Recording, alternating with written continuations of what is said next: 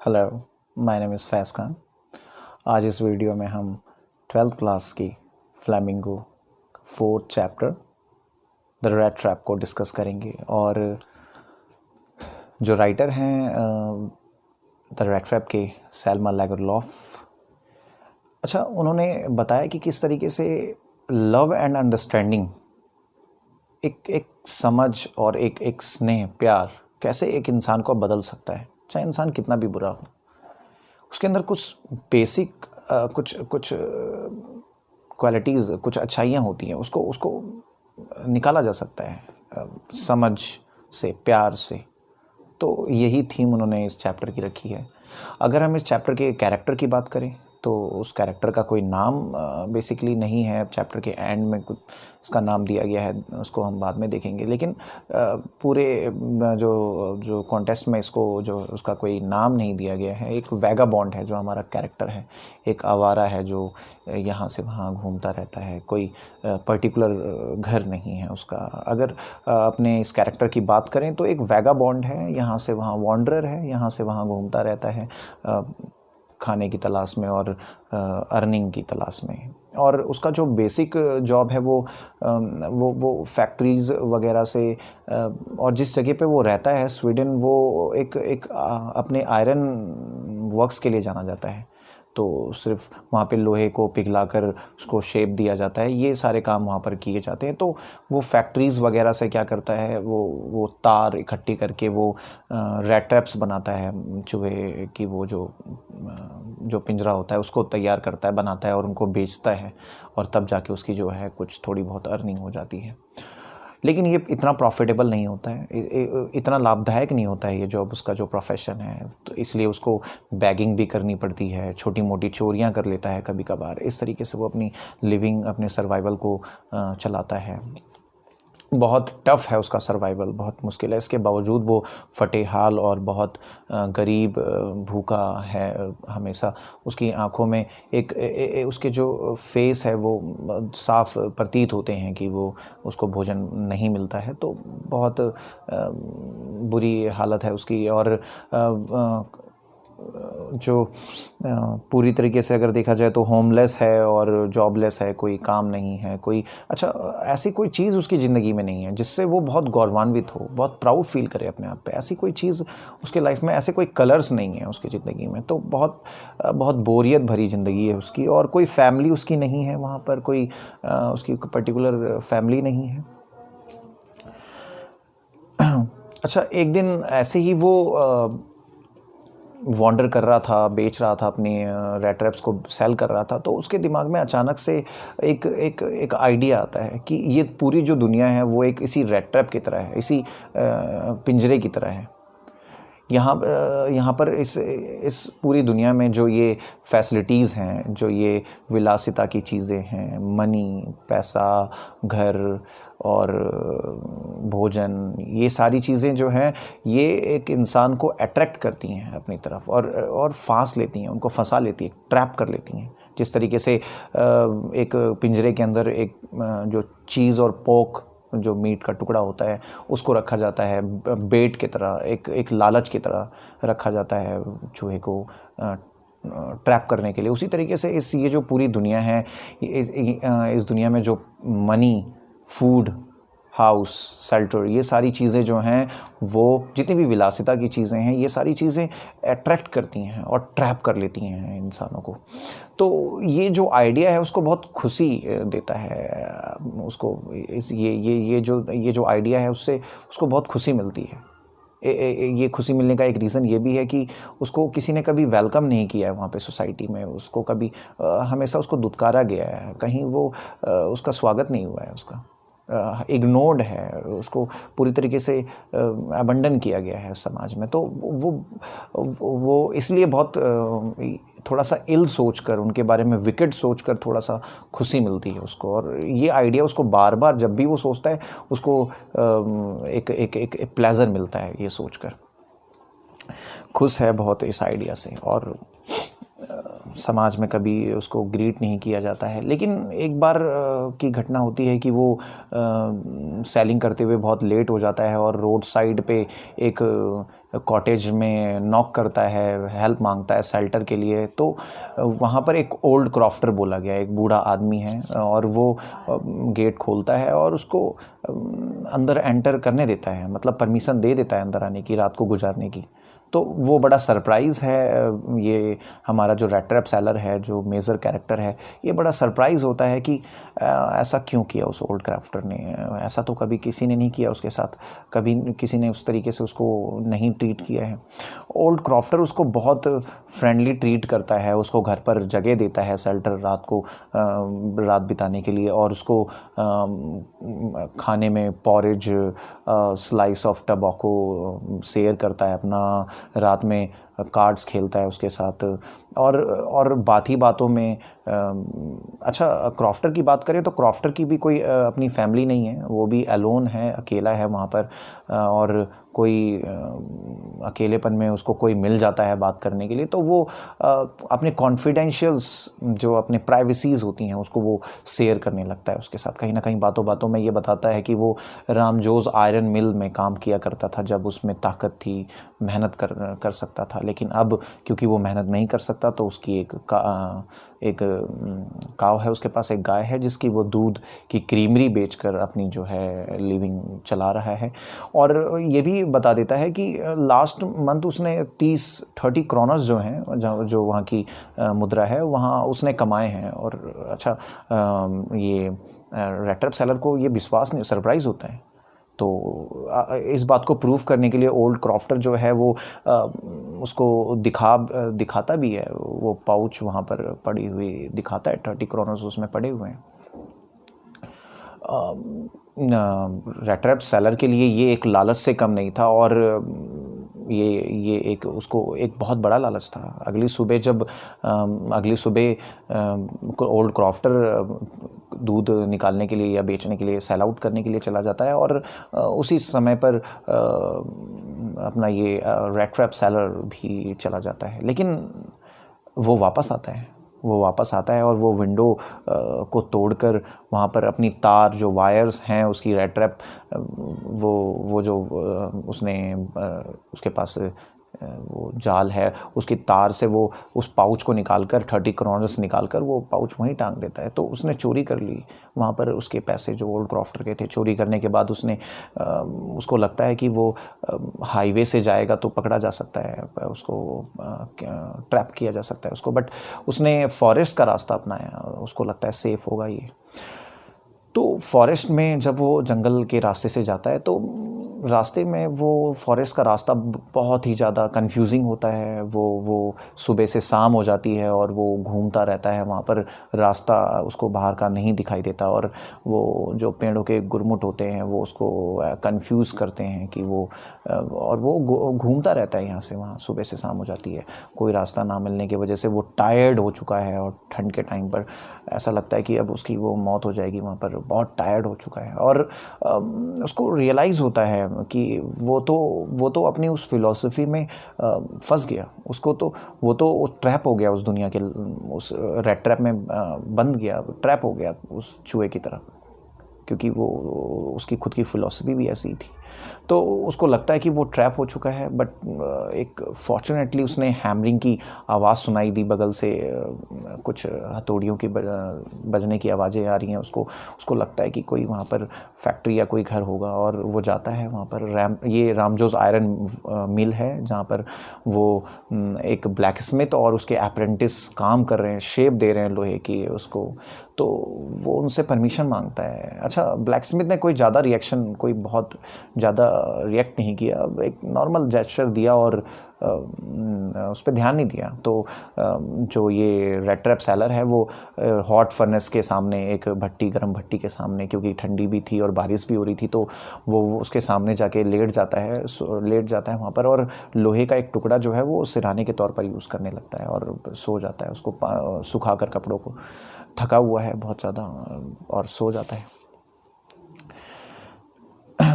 अच्छा, वहाँ पर रात के समय पर जो वहाँ का मालिक है आयरन मास्टर, वो रेगुलर विज़िट पे आता है, हर दिन वो वहाँ पर आता है और नॉर्मल विज़िट करता है वो रेगुलर।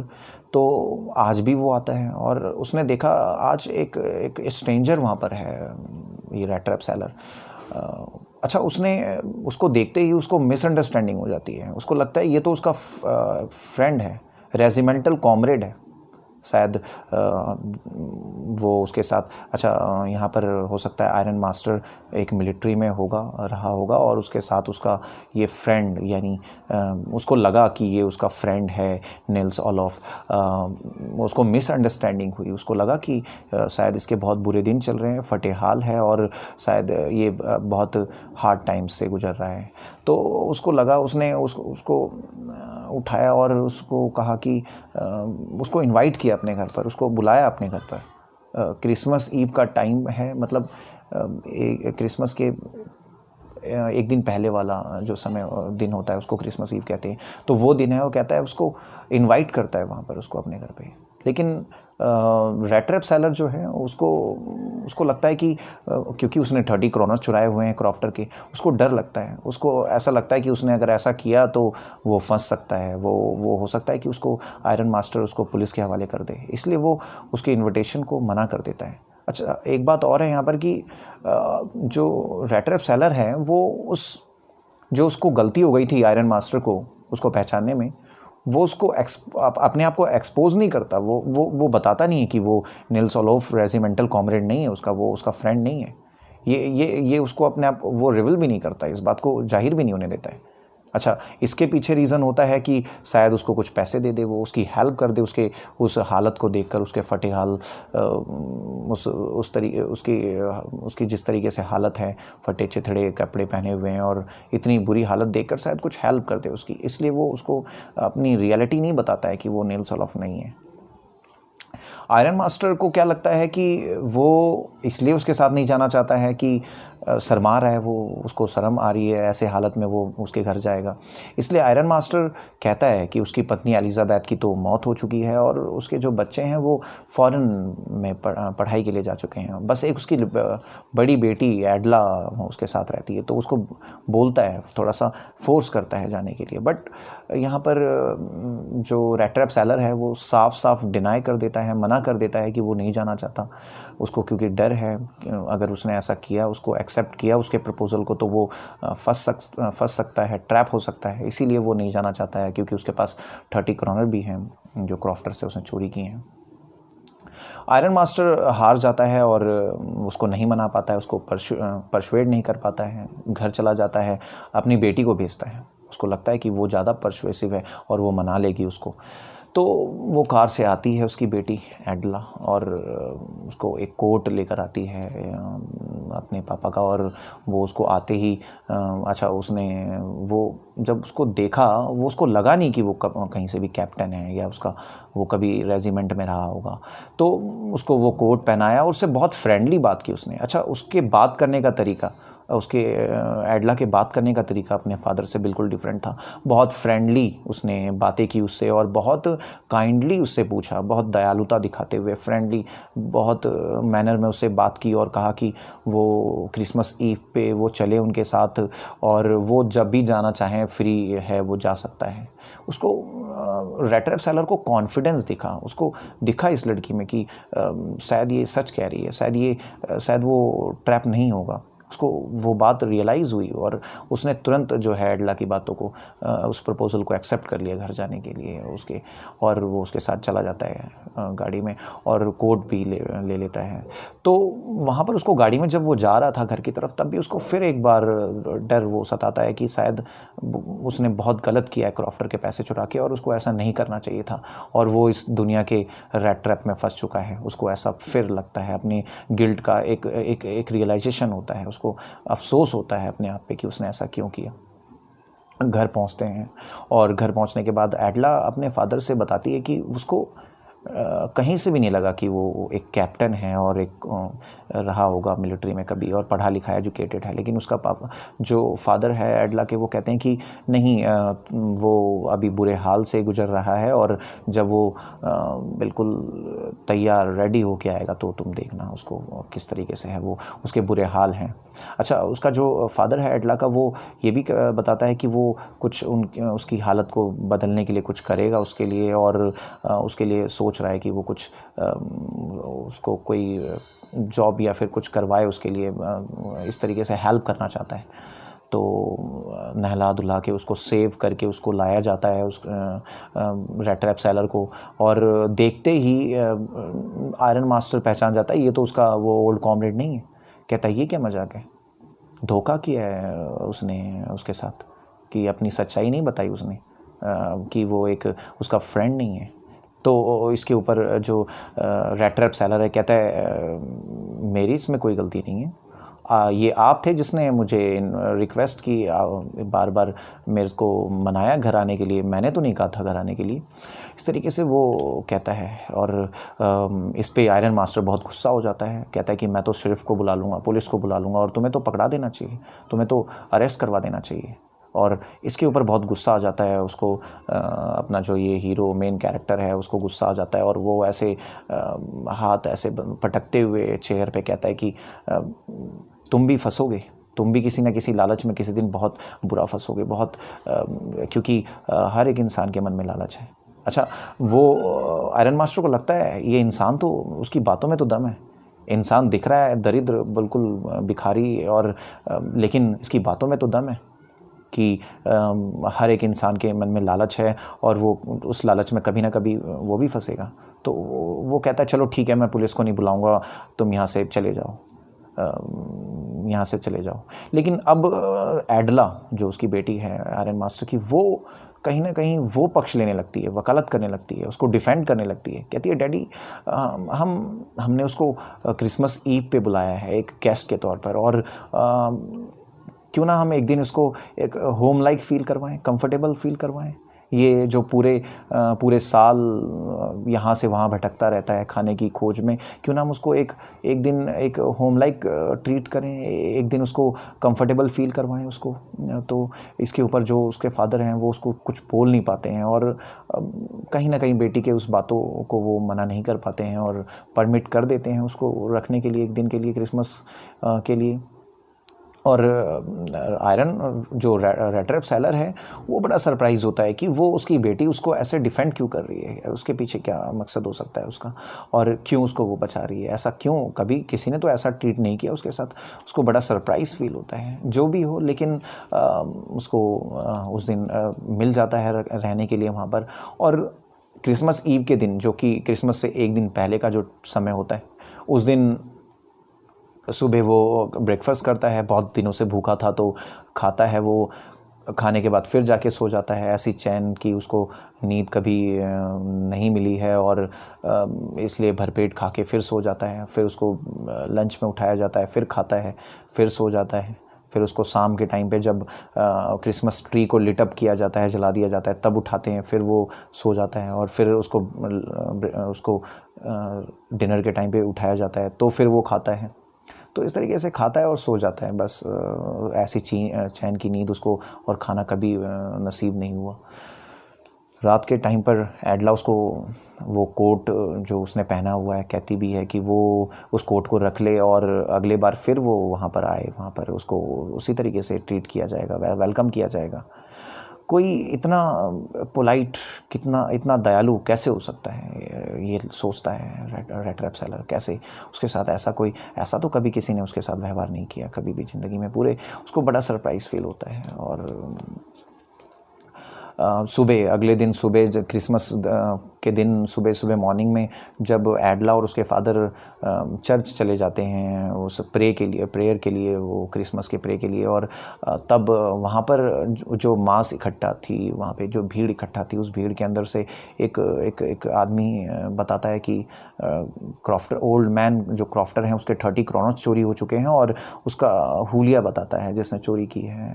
आयरन मास्टर को तो पता चल जाता है कि ये तो वही गेस्ट है जिसको उन्होंने अपने घर पर रखा हुआ है, ये तो वही चोर है जिसको उन्होंने अपने घर पर रखा हुआ है। और अब आयरन मास्टर को लगता है कि कोई सिल्वर बचा नहीं होगा उनके घर पे, कुछ सिल्वर का सामान बचा नहीं होगा। एडला को ये सुन के बहुत एक गिल्ट फील होता है कि उसने ऐसा क्यों किया, ऐसा उसको क्यों रखने के लिए परमिट मांगा अपने फादर से। बहुत गिल्ट फील करती है अपने आप में। भागते हुए घर की तरफ जाते हैं और घर में गए तो वैले को नौकर को उन्होंने बोला कि चला गया क्या वो रैट ट्रैप सेलर। नौकर कहता है हाँ चला तो गया है, लेकिन कुछ लेकर नहीं गया है, बल्कि छोड़कर गया है। एक पैकेज जो कि बहुत अच्छे से पैक नहीं है, वेल पैक्ड नहीं है, वो छोड़कर गया है कुछ। अच्छा, एडला उसको खोलती है, बहुत अच्छे से पैक नहीं है, वो खोलती है उसको, वो उसके अंदर एक चूहेदानी है और उसके अंदर एक लेटर है और 30 क्रोनर्स हैं। लेटर निकालती है, पढ़ती है उसको, उसके अंदर उसने एडला को एक थैंक बोला उसने कि तुम्हारे उस ट्रीटमेंट की वजह से आज वो उस दुनिया के रैट ट्रैप से बच गया। दुनिया में जो वो ट्रैप हो चुका था, उस ओल्ड मैन ने तो उसको ट्रैप कर लिया था। अब वो तो फंस जाता, वो उसको तो लगा कि वो उस रैट ट्रैप से कभी नहीं निकल पाएगा दुनिया के, लेकिन ये तुम्हारा बिहेवियर था जिसने मुझे निकाल लिया। वो कैप्टन की तरह जो तुमने मुझे ट्रीट किया, उसके लिए वो धन्यवाद बोलता है एडला को।